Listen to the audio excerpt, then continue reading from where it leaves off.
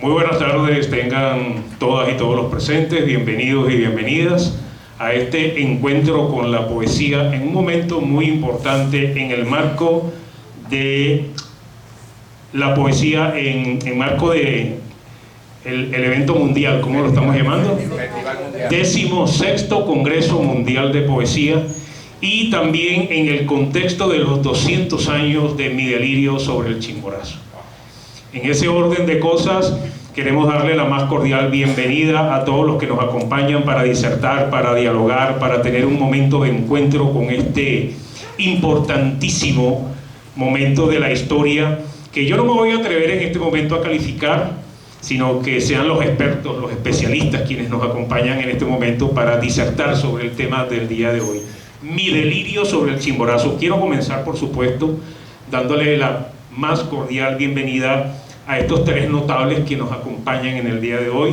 El poeta Luis Alberto Angulo, como popularmente lo conocemos, el poeta Angulo. Bienvenido, poeta. El aplauso para el poeta.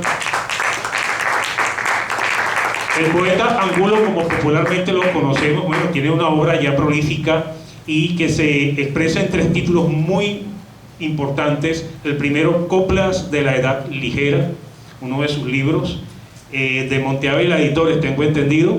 Antología del Decir y La Sombra de una Mano. Tres libros que les recomendamos, pues, para que vayan viendo cómo se perfila el poeta Angulo en sus obras y en su forma de decir las cosas. Por otro lado, tenemos por acá al doctor Cristian Farías, especialista en literatura, presente y quien nos acompaña. Muchas gracias, doctor Cristian. Es licenciado en Lengua y Literatura, bienvenido. El profesor Cristian Farías, también un prolífico escritor desde hace muchos años. Yo tengo 2 libritos de él por ahí, tiene que firmármelo, profesor, dedicármelo. Hay 3 obras importantes que nos gustaría resaltar de la obra del doctor Cristian Farías. En el borde del oleaje, específicamente, se dedica más a la poesía que otra cosa. Sin embargo, también es ensayista y desarrolla el género de la narrativa. Horizontes Imborrables, otra de sus obras, una obra muy importante. Y hay un grupo, mejor dicho, un libro que recoge unos ensayos muy específicos que se titula La Vanguardia Literaria Subversiva. Dentro de ese libro, La Vanguardia Literaria Subversiva, el profesor Farías especifica 3 ensayos muy importantes: El Techo de la Ballena, Víctor Valera Mora y Tarek William Saad, dentro del mismo libro de ensayos. Entonces, bienvenido, doctor Cristian, gracias por estar aquí con nosotros. Y por acá tenemos a alguien quien, más que de la especialidad de la obra poética, de la historia, un historiador, el profesor Ángel García. Profesor Ángel García, profesor de la Universidad de Carabobo, jefe del Departamento de Ciencias Sociales. Bienvenido, profesor Ángel García. Él es también el coordinador de la Maestría de Historia, Premio Nacional del Periodismo 2021, en donde tuvo la oportunidad de ser reconocido en el año 2021 en el ciclo bicentenario por su obra dedicada a los 200 años de la batalla de Carabobo. Pero además de eso, cuenta con algunos libros ya publicados, entre ellos 4 etapas de una batalla, que fue ganador por parte del Centro Simón Bolívar, y quien le publica el libro 4 etapas de una batalla. Previamente también tiene un libro titulado La Venezuela Perenne, de Ediciones UPEL, por ahí lo pueden ubicar. Y hay un libro en colectivo que publica con otros compañeros historiadores, Mosaico Electoral Venezolano. Agradecido por la presencia de este grupo, quiero decirles a todos la audiencia que tendrán la oportunidad de intercambiar en algunas preguntas con este panel, pero por ahora nos vamos a centrar en lo que ellos nos puedan decir del tema que nos ocupa en el día de hoy. Mi Delirio sobre el Chimborazo. Yo lo voy a decir de esta manera, en especial para que quienes nos acompañan, como cualquier persona que está aprovechando la oportunidad de que esto puede servir de material incluso pedagógico para las escuelas, para los liceos, incluso para las universidades. Cuando hablas de Mi Delirio sobre el Chimborazo, ¿de qué se trata? ¿Qué es eso? ¿En qué consiste? ¿Es un hecho? ¿Es un documento? ¿qué es mi delirio sobre el Chimborazo? Vamos a comenzar por allí y quisiera, por favor, con el profesor Cristian Faría, me le pasa el micrófono, poeta, para que entonces... La pregunta es esa: ¿qué es mi delirio sobre el Chimborazo? ¿A qué se refiere, sobre todo para aquellos que no sabemos nada de historia y de poesía? Bueno, ante todo, muchas gracias al público asistente a esta actividad en el marco del 16º Festival Mundial de la Poesía que organiza el Gobierno Nacional, ¿no? Sobre este tema es bastante polémico, pues, porque tiene muchas aristas, muchas facetas. Yo diría que mi delirio sobre el Chimborazo es un texto poético, efectivamente, como se ha reconocido, del libertador Simón Bolívar, y que pone de manifiesto muchas facetas, muchas dimensiones de lo que fue la personalidad y el papel que en ese momento histórico desempeñaba Simón Bolívar, ¿no? Claro, de acuerdo con el rastreo que uno ha hecho de los datos sobre el Chimborazo, sobre mi delirio sobre el Chimborazo, pareciera ser que es el único texto así de esa talla poética que escribió el libertador, porque no se le conoce otro poema en ese orden, pues, de lo que es mi delirio sobre el Chimborazo. Pero yo diría que ese es un poema que el libertador escribe en un momento crucial de su vida, en un momento, vamos a decirlo, de éxtasis, ¿verdad? De máxima realización, porque pareciera ser que Bolívar está en ese momento en dos cúspides, ¿no? En la cúspide de la historia y en la cúspide del Chimborazo, ¿no? Son, creo que, no recuerdo si 4.000 y pico de metros de altura que tiene ese cerro, esa montaña, esa zona que es la que se desprende del norte de América hacia el sur. Entonces era la expedición de Bolívar hacia el sur, ¿no? Ya había liberado la batalla de Carabobo de 1821, se había producido ya la independencia de Venezuela, y esa sería la cúspide histórica del libertador, ¿no? O la primera cúspide histórica, la independencia del país. Y estando en esa montaña, a esa altura de 4.000 metros de altura, 4.000 metros, entonces a Bolívar le viene como un raptus mental, como un estado de vuelo, vamos a decirle, yo no diría de enajenación, sino de vuelo poético a partir de la realidad, ¿no? A partir de la realidad. Entonces hay ese enlace de una realidad histórica. Bolívar tiene conciencia plena de lo que él está logrando y de lo que eso significa para el futuro de América, y al mismo tiempo surge en él ese impulso romántico que lo tuvo en el momento en que hizo el juramento de Montesacro con su maestro Simón Rodríguez ahí al lado en Roma, ¿no?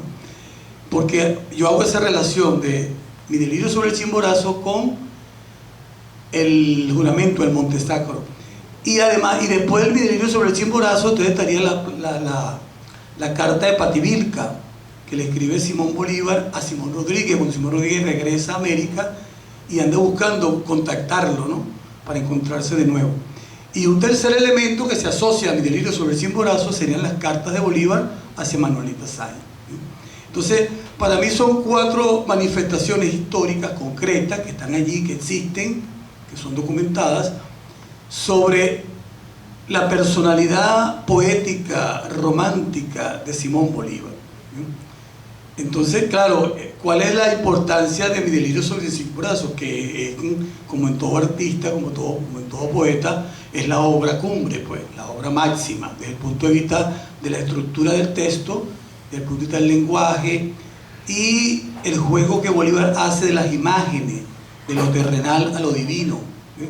O sea, él se asume que él es el hombre que está allí, pero él, por encima de todo está el manto de iris que lo cubre y lo protege.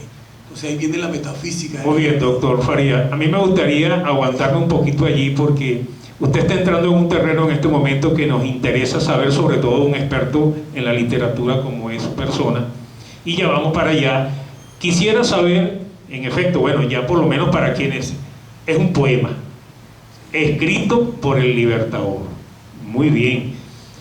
Tiene en realidad, desde el punto de vista de la historia, ya no como literatura, ya no como producción literaria, Desde el punto de vista histórico, ¿tiene eso alguna trascendencia, relevancia, significación histórica, profesor Ángel?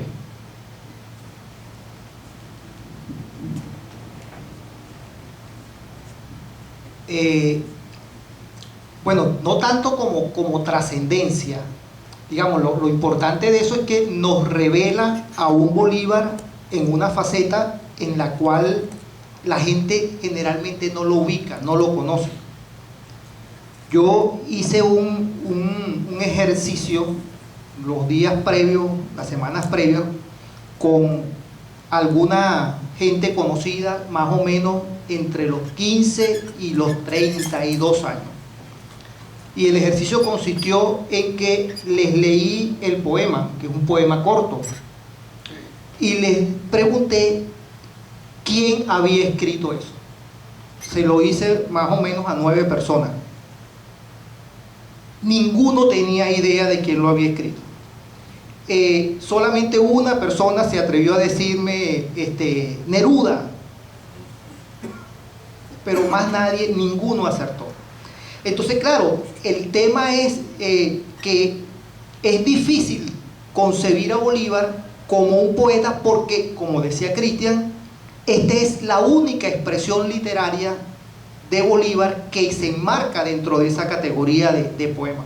Es decir, cuando yo escribí esta semana un artículo que salió publicado en el semanario Kikiriki y trato de ubicar el tema del delirio sobre el Chimborazo en una perspectiva histórica. Entonces, cuando uno revisa eso y ve a Bolívar como el autor del Manifiesto de Cartagena, del Decreto de Guerra-Muerte, del Manifiesto de Carúpano, de la Carta de Jamaica, del discurso ante el Congreso de Angostura, bueno, hay aflora un personaje que está muy distante de esto que se nos ha hecho, entonces que se nos presenta en el delirio sobre el Chimborazo. Entonces el tema es qué llevó a Bolívar a escribir ese texto, y visto en una perspectiva histórica, lo que nos revela es un poco eso que ya Cristian señalaba. Es un Bolívar que está en la apoteosis de su proceso político. Es un personaje que viene no solamente de la victoria del año 21 de la batalla de Carabobo, que en el año 22, en abril, obtiene la batalla en Bomboná, el triunfo en Bomboná. En mayo, el 24, obtiene el triunfo en la batalla de Pichincha, que entra triunfalmente a Quito, que en julio se hace la famosa entrevista entre San Martín y Bolívar, y en la cual se acuerda que sea Bolívar el que conduzca a los ejércitos hacia el Perú, y esa decisión lo consagra como el líder más importante político y militar de América del Sur. Entonces, cuando Bolívar escribe, estamos hablando de esa entrevista que es en julio, cuando Bolívar escribe una fecha como ayer, ese poema, lo que está es haciendo una alegoría a todo lo que es el proceso que lo ha conducido a ese momento histórico que él está viviendo. Por eso es que uno puede, y en eso los compañeros que saben más de literatura y de poesía nos pueden orientar mejor, una exégesis del poema va a dar cuenta de que allí hay elementos que van prefigurando o relatando, mejor dicho, todo lo que fue el proceso que lo condujo a él hasta ese momento histórico. Excelente. Ya usted me asomó algunas cosas importantes por allí que queremos preguntar con más precisión y que usted, por supuesto, nos acote. Dice el historiador Pedro Calzadilla, en un escrito que se puede conseguir en la web, escribe lo siguiente: hace 200 años el Libertador escribió un texto que lo resume, que lo compendia en un texto que marcó la evolución de su ideario, más o menos lo que decía Cristian y Ángel, de su pensamiento, de su sensibilidad poética y literaria. Así describe el historiador Pedro Calzadilla, a quien todos conocemos, el poema Mi delirio sobre el Chimborazo. Yo quisiera en este momento pues preguntarle, como dice Pedro Calzadilla, su sensibilidad poética y literaria. Para un poeta puro, con el debido respeto pues que merece el poeta Angulo, digo un poeta puro porque de pronto me consigo con Cristian, que es un hombre que se viene formando en las letras desde pregrado, después en sus posgrados, etcétera, etcétera, y viene escribiendo. Pero en el caso del poeta siempre ha escrito poesía, toda la vida, vive su vida en una poesía. Desde el punto de vista de un poeta puro, como es el caso del poeta Angulo, quien ha leído en este caso usted Mi delirio sobre el Chimborazo, usted ve allí en efecto al poeta como tal. En primer lugar, yo soy un poeta absolutamente impuro. Eso es lo bueno de este momento, ¿eh? Absolutamente impuro. Bueno, mira, estoy aquí en medio de especialistas, como dices tú. Yo no soy especialista en nada.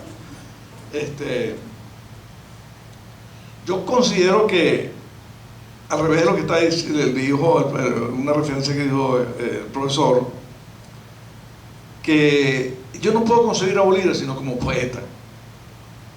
Es decir, como poeta, yo siempre lo vi como poeta. Es decir, yo no puedo ver a Alejandro Magno, por ejemplo, como poeta, a ningún conquistador, a Gengis Khan, o incluso de los independentistas nuestros. Pero Bolívar siempre para mí fue una figura poética. Y eso tiene una explicación. Es que la empresa independentista suramericana es una empresa del romanticismo, no de una escuela literaria, sino del espíritu romántico del siglo XIX. Una empresa del hombre, del individuo, del yo sí puedo, yo puedo hablar con esto, que dice frente a aquella cosa maravillosa que él se imagina allí en el Chimborazo. Es decir, el hombre frente a la circunstancia. Entonces yo lo veo siempre como un poeta, siempre lo vi como un poeta. Y yo no leo nada de Bolívar donde no sienta a un escritor de marca mayor, es decir, a un poeta. Porque los poetas no son los que escriben versitos, esos no son los poetas. Un novelista es un poeta cuando logra alcanzar ese nivel, ¿no? ¿O acaso Miguel García Márquez no es un poeta? García Márquez es un poeta que escribe como escribe. Y el mejor Borges es el narrador, dicen los críticos, pero ahí está el poeta. Así que este hombre es un poeta, pero no solamente es un cualquier poeta, no es cualquier poeta, es un adelantado. Es un adelantado, no solamente en su estilo epistolar, que es inmenso, y la carta, que ahora se ha perdido, pero las cartas eran fundamentales hasta no hace mucho. Todo se escribe, el género epistolar es un género literario, y dentro de lo literario está mucho de ello dentro de lo lírico. Hay cartas que se le asignan a Bolívar que tal vez no son de él, pero como expresó el profesor, esas cartas con Manuelita, bueno, escribe como se escribe, pues como es el ideal de la poesía contemporánea, con pasión, pero también como se dice, como se habla, es decir, no, sin artificio, no es un poeta artificial. Ahora, usted preguntaba sobre ¿qué es este texto? Claro que es un poema. Y me acabo de tener una experiencia extraordinaria ayer, para demostrar cuán poema es este. Miren, cuando yo me propuse leer este poema, y se lo propuse a Luis Salvador, que lo leyéramos en las plazas y esas cosas, bueno, se me dificultaba leer el poema porque uno lo ve corto, pero es muy denso. Es un texto denso. Es decir, es un texto breve, pero denso. Hay que releerlo, no se puede leer fácilmente. Hay que aprender a leerlo. Entonces me propuse, para leerlo, dividirlo en versos. Pero óiganlo, es un poema escrito en prosa. No se escribía en prosa poética en ese momento, por lo menos en castellano. Nómbrame un prosista poético de la época de Bolívar en Venezuela. No hay. Es él. Él es el primero. Es que Bolívar estaba totalmente actualizado con la poesía. En su visión de su poesía en aquel momento la puede comprobar cuando le corrige a aquel otro poeta que le hace aquella cosa laudatoria. Olmedo. Le dice, no, chico, por aquí no. Y le dice cómo es. Y le dice cómo es que tiene que hacer la cosa. ¿Entiendes? No exageres, ¿vale? Y le va diciendo. Pero es que además es un hombre que lee poesía en inglés. ¿Cuál es el autor que uno consigue como predilecto de Bolívar? Alexander Pope. Alexander Pope. ¿Cuántos de nosotros que estamos aquí hemos leído a Alexander Pope? Pero lo has leído en inglés. Porque las traducciones en castellano de Alexander Pope, yo no las conozco. Conozco 2 o 3 versos, 3 poemas de Alexander Pope. Pero los que no manejamos inglés, nos es difícil leer a Alexander Pope. Ese era su ideal poético en aquel momento. ¿Entiendes? Es decir, que es un poeta en prosa, hace un poema en prosa que se puede comprobar, ya se los voy a decir cómo. Bueno, Luis Salvador publicó ayer publicó un texto de alguien que hizo una traducción al inglés, una extraordinaria traducción al inglés, pero lamentablemente no dice sino en iniciales, W, yo no sé qué, no sé quién es el traductor. En esa traducción, el traductor le pasó lo mismo que a mí me pasó. Para poder hacer la traducción, dividió el texto en verso. ¿Por qué lo pudo dividir en verso? ¿Por qué yo lo pude dividir en verso? Pregúntese eso. Porque el oído de Bolívar es absolutamente de poeta. Porque sus frases son de poeta. Porque su escritura es de poeta. En sus proclamas, en sus cartas, en su oratoria, es un gran orador. Entonces es un poeta. Muy bien, muy bien. Excelente. Bueno, ya que estamos hablando de un poeta consumado en un momento histórico en su esencia como ser histórico, me gustaría que el profesor Cristian pudiera hablarnos un poquito sobre cuáles son esas figuras literarias a las que usted hacía referencia en su intervención anterior, dentro del poema y que pueden resaltar la belleza del mismo. ¿Existen esas figuras literarias dentro de ese poema, profesor? Claro, evidentemente. Tú lees el Chimborazo es un poema, el delirio, pues, mi delirio sobre el Chimborazo es un poema que hay que, como decíamos ahí hace ratico, de relecturas. Hay que leerlo, volverlo a leer, releerlo, porque es un texto cargado de imágenes, ¿sí? de metáforas, de hipérbole, de contrastes. Es un poema que tiene una tensión extraordinaria, pero como dice Alberto, un poema de que uno comienza a leerlo hasta el final, es un poema en tensión. En tensión quiero decir imágenes que están allí a veces opuestas, pues, ¿no? Con sentido diferente. Es decir, ese debate, ese dilema entre lo divino y lo terrenal, ¿sí? Y Bolívar opta inteligentemente por asumir las 2 dimensiones. Él me dice, yo me voy bajo la protección del manto de Iris. Entonces ahí está la dimensión mítica, pues, ¿no? Mítica, ¿no? Pero también es él el que decide seguir, pues, la lucha, ¿no? Y cuando hace la interrogante, que no recuerdo bien la interrogante del texto, y él dice, sí podré, o sea, se pregunta cómo podré avanzar en estas condiciones tan precarias. Entonces dice, sí podré, ¿ves? Entonces Bolívar hace un juego ahí muy inteligente, muy vamos a decir profundo, pues, y con una dimensión y con una justificación textual, porque la poesía es eso. La poesía es el lenguaje que está en tensión entre la realidad y la imaginación. Si lo real y lo irreal se conjugan y causan el efecto poético, ¿ves?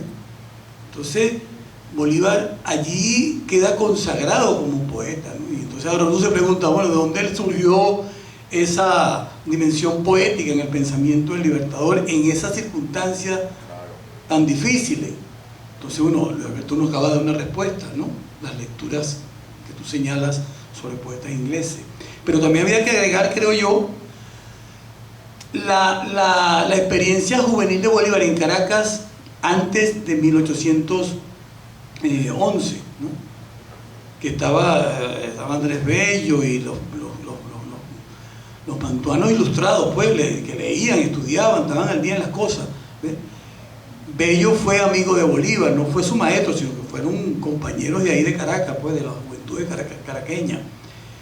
Y además hay que tomar en cuenta, bueno, hay un pasaje en la vida de Andrés Bello que aclara eso, que él no fue maestro de Bolívar, sino que en un momento determinado Bolívar le solicitó unas clases para mejorar un poco algunos elementos de la ortografía y la redacción. Y entonces Bello le dio esa atención, pues. Pero eso se toma como que si Bello fue maestro de Simón Bolívar, no. El verdadero maestro de Simón Bolívar fue Simón Rodríguez. Y Simón Rodríguez sí era un romántico, pues. Simón Rodríguez era un utópico, romántico, que vivía soñando con un mundo mejor, de iguales, la liberación del hombre, todas esas cosas, pues. Entonces Bolívar recibió ese influjo de Simón Rodríguez en París, cuando ellos se encuentran allá en París, que Bolívar andaba en una vida de bohemio. Entonces en la bohemia también es una dimensión poética del ser humano, ¿ves? En el plano de la vida social, pues, ¿no? Sí, entonces, yo le hago la pregunta, profesor, para que se quede allí. Para aquellos estudiantes de literatura, ¿encuentran en el poema un enriquecimiento de su cultivo como académico? Bueno, la respuesta la dio el profesor Ángel hace rato. Ese es un poema que para entenderlo hay que estudiarlo y analizarlo, y alguien que te oriente, porque uno solo, yo lo digo por mí mismo, o sea, cuando a uno se le hace difícil, porque es un poema, por eso es un poema de alta calidad poética, de imágenes, de tensiones, de consecuencia de elementos opuestos que se justaponen y causan un efecto allí de tensión, ¿ves? Entonces eso no cualquier lector lo aprehende en una primera lectura, ¿ves? Entonces en Bolívar lo que quería yo resaltar también era eso, que su estadía en París también lo ayuda a descubrirse él mismo en esa dimensión de la bohemia poética, ¿no? Y las cartas, pues las cartas y todo eso, ¿no? Entonces, fíjate que en el encuentro porque para mí hay una relación, yo quiero insistir en esa relación entre el juramento de Montesacro, el Chimborazo, las cartas de Pativilca y las cartas de amor con Manuela. Entonces uno lee todos esos textos y hay allí un perfil poético de Bolívar, perfectamente, pues el poeta Bolívar es este, y lo podemos caracterizar, claro, es un trabajo pendiente que hay que hacer, ¿no? De sistematizar todos los elementos poéticos que están en cada una de esas cuatro experiencias, pues, del Libertador. Y allí podemos hacer una especie de codificación poética del Libertador. Para estudiar un buen rato, ¿no? Profesora Miri, que le gusta, yo sé que usted es del área de idiomas modernos o inglés, pero usted es una amante de la literatura también, una poeta consagrada, una poetisa que nos acompaña por acá. Ya el profesor Ángel nos hacía referencia a que como documento histórico quizás el valor no sea tanto como documento poético, sin embargo hace una acumulación de lo que es el personaje que se forma al final y lo expresa en ese poema. Pero volvamos al punto, profesor Ángel. Como instrumento que pudiera perfilarnos en algunas enseñanzas de la política, ¿puede haber allí elementos que pudieran, digamos, surgir de mi delirio sobre el Chimborazo para efectos políticos? Sí, es interesante esto que nos han planteado Cristian y Angulo, porque, insisto, nos revela un personaje sobre el cual en la escuela no se enseña esa dimensión, se enseña la dimensión del militar, se enseña la dimensión del guerrero, del héroe, pero no del poeta. Y entonces revela una sensibilidad de un Bolívar que siempre la tuvo, pero sobre la cual no se hace énfasis. Sí, yo comparto todo lo que Cristian ha señalado, en el sentido de que hay un Bolívar romántico, poeta, que siempre ha estado allí. Sí, efectivamente, la carta, por ejemplo, emblemática que le dirigía a Simón Rodríguez en 1823, o las cartas con Manuelita Sáenz. O sea, hay que tener, porque ¿qué es lo que pudiera uno definir un poeta? Un poeta es una persona que es capaz de ver y de expresar de la manera más sublime posible las cosas que la gente común y corriente ve como unas cosas normales, ¿no? Entonces, uno, por ejemplo, revisa algunas cartas de Bolívar con Manuela y se da cuenta de que allí hay una manera de expresar todo lo que era la vivencia y el sentimiento y los momentos históricos. Hay una que a mí me gusta muchísimo, porque hay una carga de simbología allí, una carta que no recuerdo, no puedo precisar ahorita el momento, el año, creo que es 1828, pero Bolívar está en una de esas crisis de salud que lo agobiaron en la última etapa de su vida. Y entonces hay una parte, una carta corta que le dice a Manuela: el hielo de mis años se reanima con tus bondades y gracias. Tu amor está animando una vida que está expirando. Yo no puedo estar sin ti. No puedo privarme voluntariamente de mi Manuela. Ven pronto. Tuyo del alma, Bolívar. O sea, si eso no es poesía, entonces ¿de qué estamos hablando?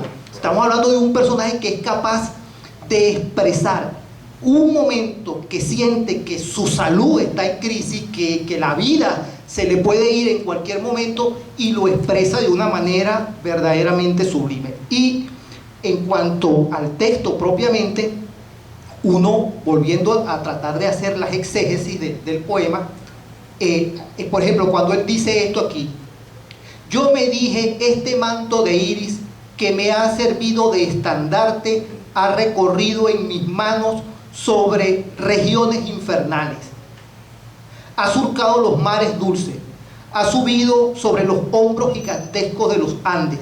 Yo me pregunto, ¿será que Bolívar estaba pensando en las duras campañas del llano venezolano? ¿Estaba pensando en el paso de los Andes? O por ejemplo, cuando dice esto otro, aludiendo a la pregunta que se refería Cristian hace rato: la tierra se ha allanado a los pies de Colombia y el tiempo no ha podido detener la marcha de la libertad.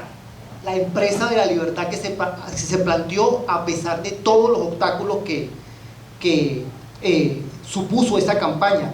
Belona ha sido humillada por el resplandor de iris, y no podré trepar los cabellos canosos del gigante de la tierra. Se estaba refiriendo Bolívar a la campaña del Perú, que suponía ascender a unas alturas importantes para un personaje que venía de los llanos venezolanos, con las diferencias que hoy sabemos que tienen las alturas, en la condición de salud, en las condiciones en las que Bolívar ya estaba en ese momento. El poema expresa un momento histórico de la vida de Bolívar, y un momento en el cual se plantea también los retos que tiene de cara a la campaña política y a la campaña militar que tiene, y que demanda toda la liberación del Perú, que fue una campaña dura y difícil. Bueno, entonces quiere decir más o menos que eso que usted acaba de plantear con relación a lo que decía el poeta Angulo, de que en la escuela en ningún momento se leen esos textos, o por lo menos no se comparten, no se dialogan. ¿Tendrá algo que ver con lo que dice, por ejemplo, el doctor Alexander Torres Iriarte, donde dice: mi delirio sobre el Chimborazo es un documento que todo venezolano y venezolana de buena fe y que ame a su patria debe leer? ¿Tiene que ver con eso? Dicho sea de paso, él plantea también Torres Iriarte, es un relato fundacional que de una manera alegórica y metafórica nos habla de ese viaje de Bolívar desde el Orinoco al Chimborazo, donde sin duda él es protagonista, encarna el ideal de la independencia, desfallece, muere simbólicamente y renace, como debemos renacer todos los hombres y mujeres que bien amamos a la patria. Se nace y se renace en la poesía, Angulo. Mira, yo no creo que exista un hombre con mayor visión de la historia, de la importancia de la historia, del hecho histórico, de su protagonismo como tal, que Bolívar. Bolívar tiene un sentido de la grandeza infinito, sabe lo que se está jugando. Es decir, un tipo que pone su riqueza personal, todas las cosas a un lado, porque cree en la grandeza humana, cree en sí mismo, y sin embargo él empieza a hacer una reflexión en ese texto, donde el hombre también es una cosa pequeña. La humildad que asume allí dentro de la grandeza es infinita. Es decir, que hay una visión también filosófica, más allá de lo físico que hace Bolívar allí. Es decir, allí está el filósofo, ahí está una tendencia de una poesía que nosotros estamos defendiendo hace mucho tiempo, que es la poesía del decirle. ¿Entiendes? Que es la poesía del decirle, una poesía que necesita ser expresada, como ese texto que acabas de decir tú, que nos conmovió a todos, Entonces, Bolívar tiene sentido de lo que significa la grandeza, tiene sentido de la historia, y ese sentido de la historia nos lo ha trasladado, ha sentido la admiración de la gente más importante, de los poetas más importantes. Bueno, a Reinaldo me refería ayer, me gustó mucho esa anotación que hiciste ayer sobre la admiración de Lord Byron, que Lord Byron se volvió loco con esa figura. Lord Byron, ¿quién era Lord Byron? Lord Byron también se fue para Grecia a pelear. El sentido de la independencia del hombre, de la libertad, todas esas cosas. Eso que nosotros llamamos, que alguna gente llama la modernidad como el gran proyecto de transformación del hombre, de solidaridad, de transformación. ¿De dónde viene esa modernidad? Pues viene del siglo XIX, viene de ese gran impulso. Entonces es una gran obra. Profesor Cristian, hay algo importante que usted quiere resaltar y que quiero que por favor comparta con todos nosotros de ese escrito que usted tiene ahí en la mano, por favor. ¿Cómo lo supo usted? Bueno, es que yo desarrollé aquí los tres temas pues, que yo veo que hay en el poema. Pero vamos a leer este pedacito para que entonces ustedes también hagan una reflexión allí y ver qué ideas aportan. Dice esta parte del poema: de repente se me presenta el tiempo, bajo el semblante venerable de un viejo cargado de los despojos de las edades, ceñudo, inclinado, calvo, rizada la tez, una hoz en la mano. Yo soy el padre de los siglos, me dice, soy el arcano de la fama y del secreto. Mi madre fue la eternidad. Los límites de mi imperio los señala el infinito. No hay sepulcro para mí, porque soy más poderoso que la muerte. Miro lo pasado, miro lo futuro, y por mi mano pasa lo presente. ¿Por qué te envaneces, niño o viejo, hombre o héroe? ¿Crees acaso que el universo es algo? ¿Que montar sobre la cabeza de un alfiler es subir? ¿Pensáis que los instantes que llamáis siglos pueden servir de medida a los sucesos? ¿Pensáis que habéis visto la santa verdad? ¿Imagináis locamente que vuestras acciones tienen algún precio a mis ojos? Todo es menos que un punto a la presencia del infinito que es mi hermano. Entonces, Bueno, fíjate tú todas las reflexiones que se plantea Bolívar, todas las interrogantes que él le hace a eso que llamamos el tiempo, ¿sí? Entonces aquí Bolívar asume el tiempo como el otro yo, ¿verdad? Como lo que está fuera de mí y que se me impone, que me exige, que me emplaza, que determina mi vida, mi destino, mi rumbo, mi quehacer. Entonces, ¿cómo me confronto yo con el tiempo? Son los dilemas históricos de los hombres que tienen perspectiva de vida en el plano de la trascendencia, pero también son los mismos problemas del común de los mortales, ¿verdad? De todos nosotros. Entonces el padre que dice, bueno, ¿qué va a ser mi hija? ¿Qué va a ser mío? Quiero que sea esto. Entonces, apúrate muchacho, estudia temprano para que te gradúes, ¿qué tal? No pierdas tiempo, ven a hacer la tarea. Entonces, ese tema, pues, del tiempo, fíjate cómo está presente en el Libertador. Entonces, hay una... Y eso está determinado por una presión fuerte, pues, la premura de consolidar la independencia. Bolívar estaba, pienso yo, uno lee toda esta cosa y uno dice, coño, ese hombre tenía la consolidación de la independencia como una obsesión fijada en su vida, que no contemplaba ninguna otra cosa sino eso. Entonces era como una obstinación, pero para que no se convirtiera en una obstinación pesada, frustrante, precaria y demasiado exigente, indómita, hasta utópica, entonces Bolívar la asume desde la perspectiva de un típico romántico, pues. Vamos para adelante, no hay peo, vamos a echarle pichón en la cosa y listo, y todo sale, ¿entiendes? O sea, el romántico es así, ¿verdad? La aventura, el desafío, la pasión, más que la razón, sin olvidar la razón, por supuesto. Entonces, en este pensamiento de Bolívar, en este poema, esas dos cosas juegan un papel fundamental en la atención del poema, porque la pasión y la razón nos lleva al análisis de todo, conocer primero qué es lo más, y entonces luego decidir qué es lo prudente y qué es lo más conveniente. Esa es la razón, ¿verdad? Y buscar la explicación objetiva de las cosas.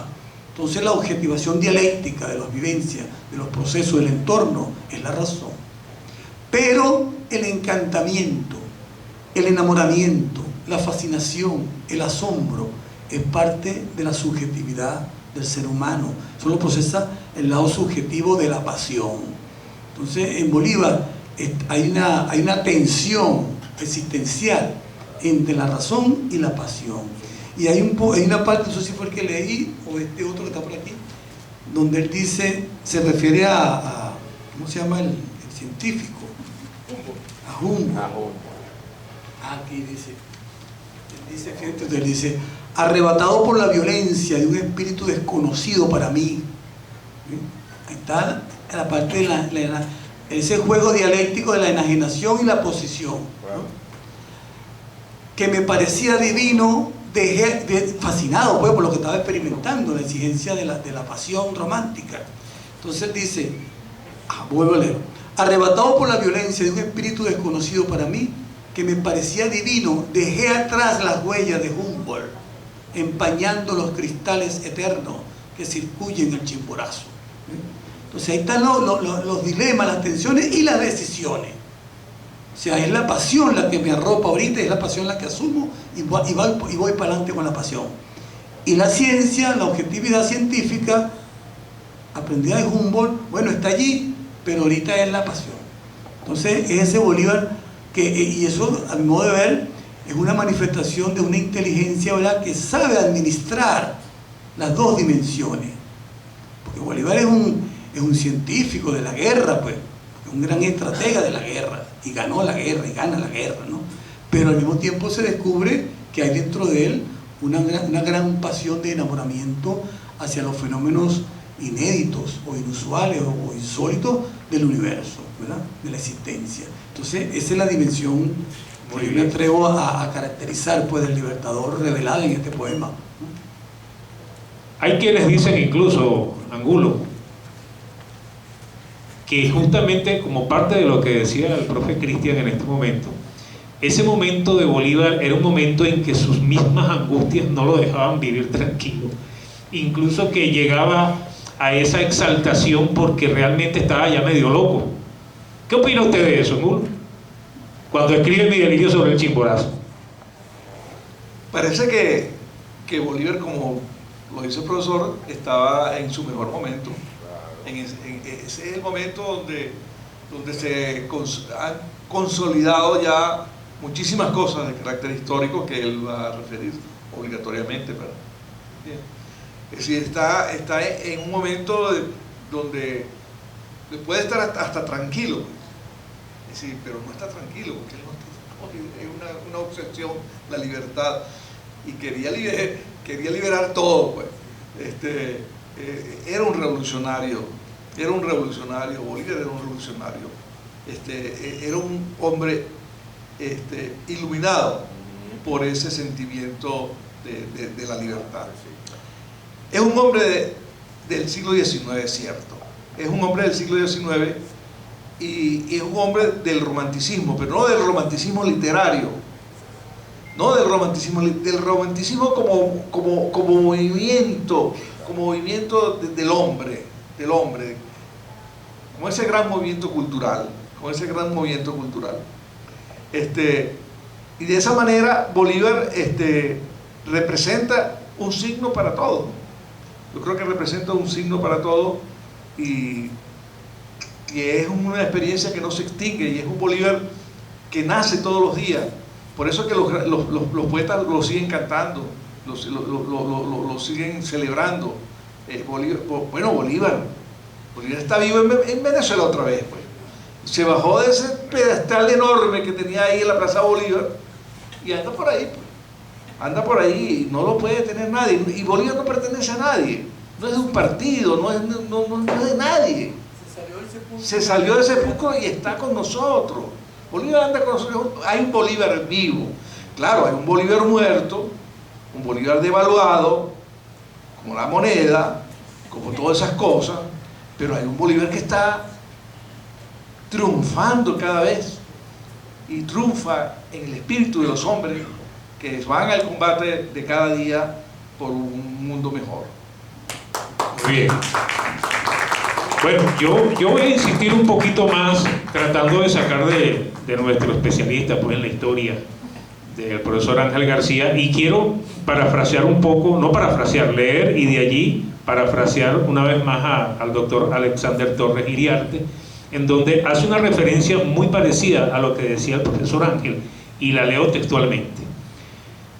Resalta el historiador Alexander Torres: mi delirio sobre el Chimborazo significa la autoafirmación de yo, del hombre moderno, pero también lo considera una invitación poética a entender que los venezolanos, venezolanas, los nuestroamericanos, nacimos para la grandeza, nacimos para despejar la gran incógnita de la humanidad, es decir, la palabra empeñada por el Libertador cuando juró en Montesacro, lo mencionaba Cristian, en 1805, que liberaría a los pueblos de América del Sur.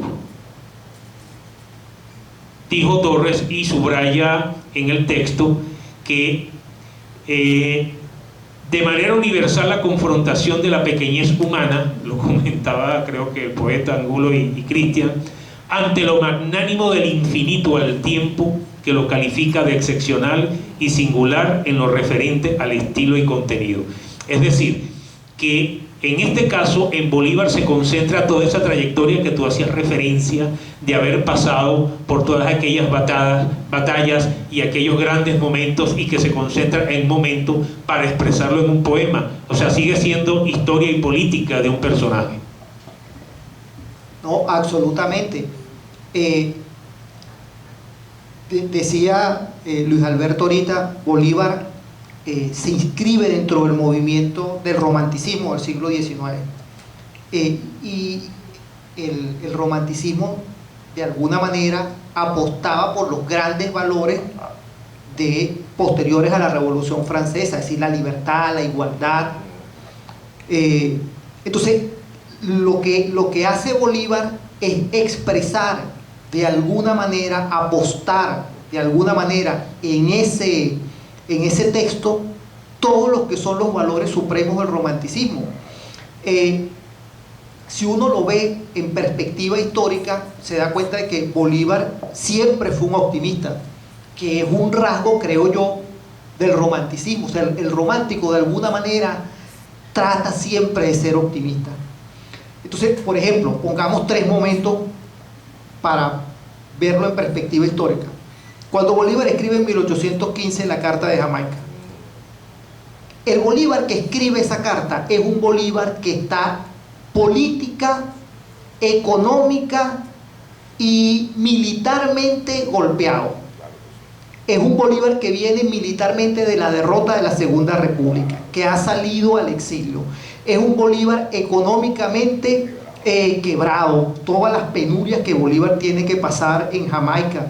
Y es un Bolívar militarmente cuestionado por sus pares, que lo ven como, si no como el responsable, al menos como el único responsable, al menos como el principal responsable de la pérdida de la Segunda República. Y cuando uno lee la Carta de Jamaica, se da cuenta que Bolívar hace allí una gran interpretación geopolítica del continente, en lo cual en el fondo lo que está apostando y lo que está visualizando es la posibilidad del triunfo si se dan algunas condiciones, como es la integración del continente, que él la plantea claramente en esa carta. Entonces, primer elemento, hay el aspecto del optimismo, o sea, a pesar de la adversidad, seguir luchando. Eso que Bolívar dice en algún momento frente a una coyuntura que le preguntan, entonces, Libertador, ¿qué vamos a hacer? Vencer.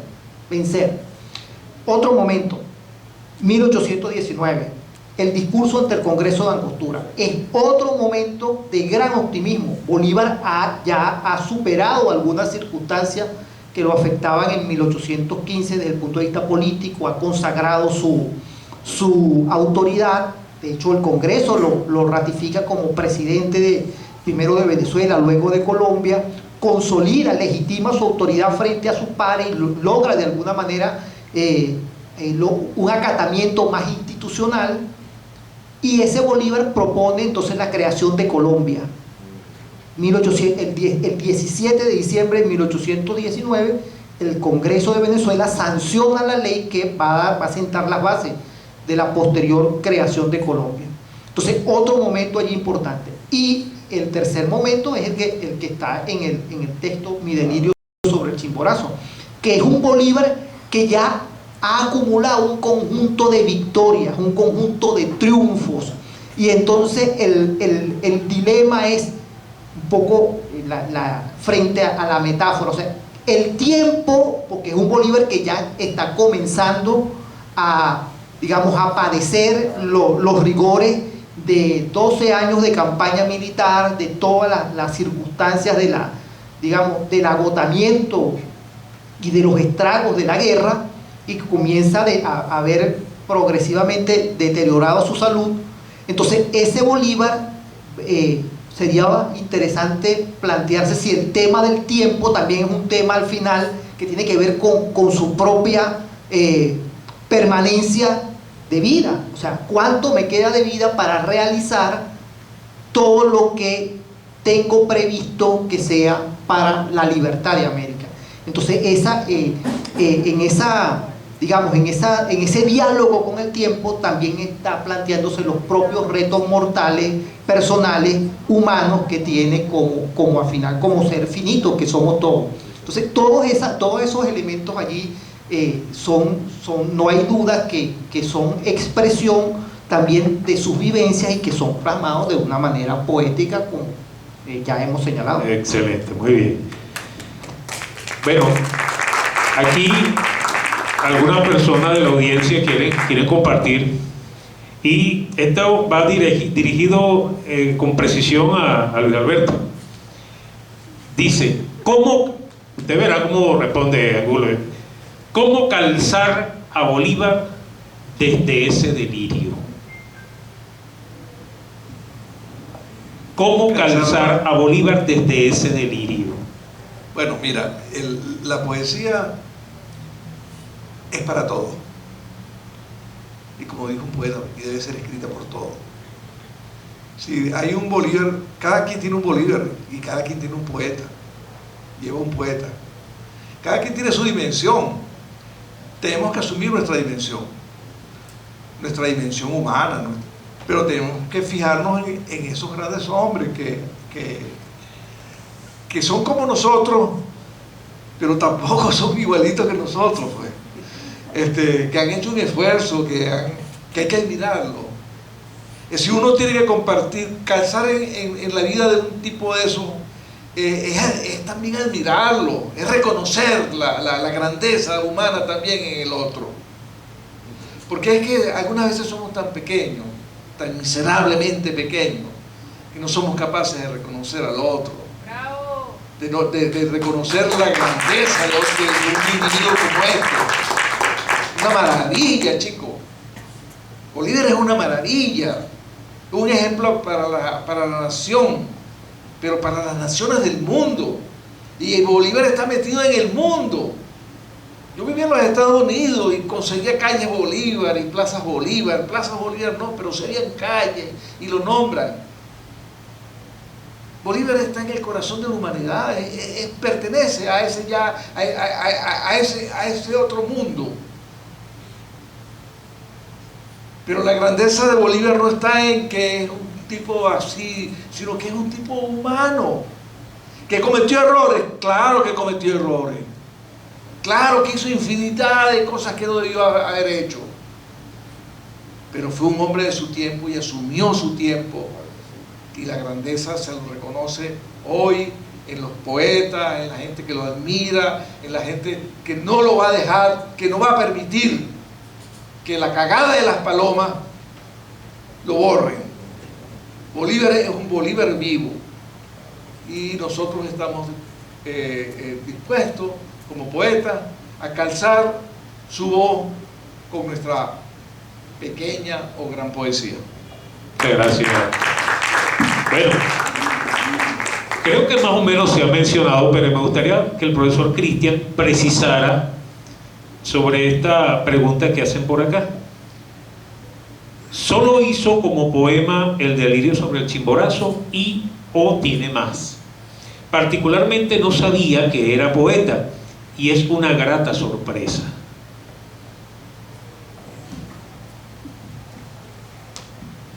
Bueno, a todos nos pasa eso, que no sabemos. La escuela nos enseña que Bolívar no era poeta. Entonces cuando lo descubrimos como poeta nos asombramos, ¿entiendes? De adulto. Entonces es bueno porque es un aprendizaje ya adulto, entonces lo valoramos mejor. ¿Cómo es que sea la? Dice, ¿solo hizo como poema el delirio sobre el Chimborazo o tiene otras obras? Bueno, hasta donde yo he leído, creo que no hay más obra poética de Bolívar sino ese poema, que es el que en verdad es el poema que es poético, pues totalmente, ¿no? O sea, una obra literaria pues completa, ¿no? Pero hay que insistir en que la vida de Bolívar es la de un romántico, es la de un romántico. Yo voy a citar alguna cosa que siempre la recuerdo porque se me quedó muy fija en la mente cuando la leí en el libro de, creo que es de Pietri, La isla de Robinson, ¿no? Que es la biografía de Bolívar, el encuentro de Bolívar con Simón Rodríguez en París. Y allí yo creo que esa parte hay que estudiarla, porque allí donde realmente uno queda convencido pues de que Simón Rodríguez encauzó a Simón Bolívar. Porque ¿qué Bolívar consigue Simón Rodríguez en París? Un Bolívar de 22 años, 21, 22 años, que se movía en la bohemia de París, la bohemia francesa de la época, de puros jóvenes, bueno, a beber, a disfrutar, a leer, a disfrutar de las mujeres. Entonces, Simón Rodríguez se plantea, o sea, Simón Rodríguez lo ve y se detiene en que Bolívar era como un jefe, como un líder en esos grupos de bohemios, ¿no? Esos grupos de bebedores de caña y tal. Entonces, él veía que Bolívar, los franceses le prestaban atención y lo seguían, pues, y el hombre era muy, muy dinámico, ¿no? Entonces, allí Simón Rodríguez confiesa que lo visualizó como el hombre que hacía falta en América, en Venezuela, pues que debía regresar a Venezuela. Y entonces ahí comienza Simón Rodríguez a insistirle a Bolívar que debe regresarse a la América, a Venezuela para iniciar la lucha, para continuar la lucha de la independencia. Y hay pasajes, estoy hablando de lo que dice la novela, ¿no?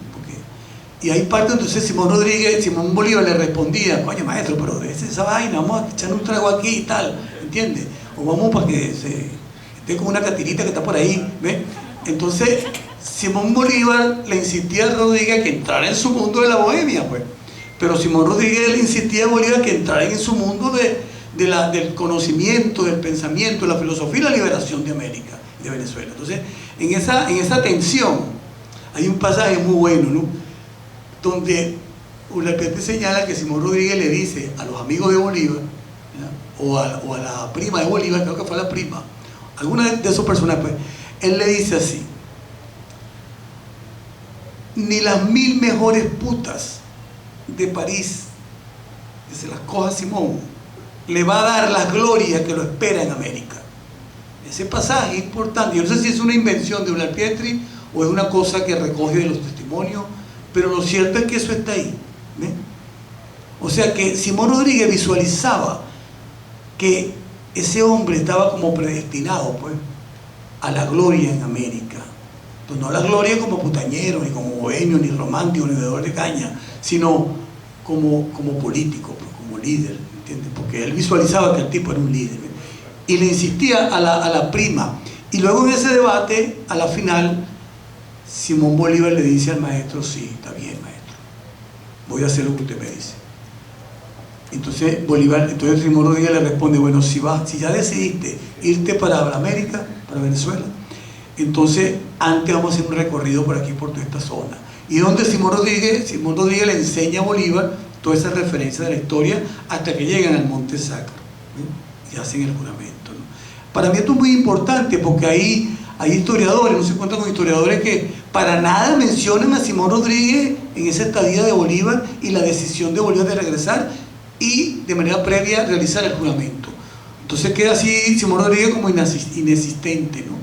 Y yo creo que esa parte tenemos que reivindicarla en la historia, pues el papel que jugó Simón Rodríguez en la fase romántica en la que entra, épica, pues heroica, patriótica, en la que entra Simón Bolívar. Muy bien. Profesor Ángel García. Bueno, vamos entonces, 2 minutos para su cierre y su despedida del día de hoy. Entonces, tiene 2 minutos para que haga su cierre. Bueno, yo quería decir algo, que Bolívar mismo reconocía que la muerte de su esposa fue algo que le cambió la vida, le cambió su destino. Yo pude haber sido un gran personaje de mi pueblo, decía él, del pueblo de él, que él asumía como su pueblo. ¿Cómo había pasado de ser alcalde de San Mateo? De San Mateo, él que iba a ser era un alcalde de San Mateo. La muerte de esta mujer, pleno enamoramiento, lo transforma y lo enloquece, y lo enloquece. Y bueno, él pudo haber sido un poeta romántico ramplón, enamorado de 20.000 mujeres, que si les gustaba era enamorado, y bailarín y de todo, ¿entienden? Pero ahí está la diferencia, que es un poeta romántico, que pudo haber sido un gran poeta romántico, pero el romanticismo no está en la cosa cursi, ni es un romanticismo decadente, es un romanticismo en el vigor del romanticismo, en el gran aporte que el espíritu romántico le da a la civilización y a la cultura. Él es un hombre de eso, ¿entiendes? Por eso es que Byron lo admira, por eso es que él está ahí. Entonces no es además no hay que seguir viendo la poesía como el poemita, no es el poemita, es la carta, es la palabra, es el documento, ahí está la poesía. Hay textos físicos, de filosofía y físico, que son grandes poemas. Es otra, tenemos que ver la poesía en otra dimensión ya, y esa dimensión nos la ofreció Bolívar. Profesor Cristian, 1 minuto para su cierre de hoy. 1 minuto para el profesor Cristian, 1 minuto para su cierre. No, yo voy a cerrar suscribiendo todo lo que acaba de decir Luis Alberto. Estoy de acuerdo. Muy bien. Profesor Ángel, con usted cerramos. Tiene 2 minutos para hacer el cierre de este encuentro en nombre de los panelistas. No, bueno, agradecer a los organizadores del festival la invitación que nos hicieron, y desde la Red de Historia, Memoria y Patrimonio que organizamos, propusimos este foro, agradecer que bueno, lo hayan acogido, lo hayan incluido dentro de la grilla, y bueno, a Cristian y a Luis Alberto, mejor compañía imposible. Digo una cosa, los historiadores academicistas, digamos los más ortodoxos, hablan de anacronismo para referirse a la idea de que de alguna manera cuando uno trata de incluir valores del presente, elementos del presente en una perspectiva histórica, digamos, está como trastocando los tiempos, ¿no? Y tratando de hacer cosas que no se corresponden con la vida de los personajes y con los tiempos históricos, etc. Impostura. Sin embargo, yo creo que no es ningún anacronismo señalar, a partir de este conversatorio que hemos tenido aquí, señalar que Bolívar efectivamente fue un poeta. Si entendemos por poeta lo que ya me refería antes, una persona que es capaz de expresar de la manera más sublime las cosas que en el sentido común y a la vista de todos son cosas normales y corrientes. Es decir, alguien, por ejemplo, que es capaz de decir una cosa como esta: quiero verte y reverte y tocarte y sentirte y acariciarte de todas las maneras y formas posibles. Si eso no es una expresión literaria, entonces estaríamos diciendo que la poesía no es lo que digamos se ha reflejado el día de ayer y se va a seguir reflejando en todos los días de este festival. Así que bueno, muchas gracias por habernos acompañado y agradecido por su presencia. Bueno, a todos ustedes, nuestra querida audiencia, gracias por acompañarnos, gracias a los compañeros del panel. 13 de octubre de 1822, 200 años. Vamos a seguirlo multiplicando y que sean 10.000 años de mi delirio sobre el Chimborazo para toda la humanidad. Muchas gracias, que tengan todas y todos. Muy buenas tardes.